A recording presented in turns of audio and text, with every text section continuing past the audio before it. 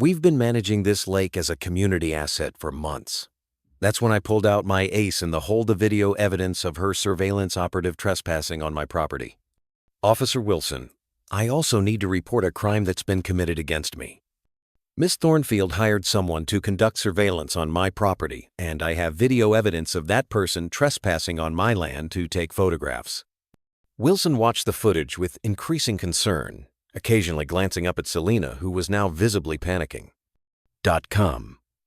Furthermore, I continued, I have documentation showing that Miss Thornfield has used these same harassment tactics against other property owners.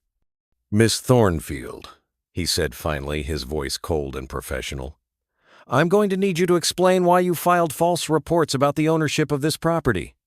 Ma'am, I'm also going to need you to provide information about the surveillance activities Mr. Matthews has documented. Rusty seemed to sense the shift. His tail started wagging, and he looked up at me with what I swear was a proud expression on his face. I want to file formal complaints against Miss Thornfield for harassment, filing false police reports, and conspiracy to commit trespassing.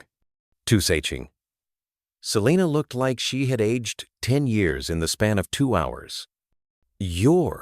You're going to be receiving citations, and the district attorney's office will review this case for possible criminal charges. 240. The wheels of justice started turning faster than I had expected. The official boundary survey had confirmed that the lake was entirely within my property lines. My attorney specialized in property rights. What Selena had done was a form of legal extortion. Officer Wilson provided detailed testimony, admitted he should have verified her claims. Number 4. The smoking gun was a series of emails, references to using HOA authority to make his life difficult until he gives up. Several other property owners came forward. A local newspaper picked up the story. Note: Selena personally had to pay an additional $25,000 and sign a legal agreement prohibiting her from any future contact. Most satisfying of all, Thornfield Development was required to abandon their plans. 6 months later, I was sitting by my lake on a perfect spring evening.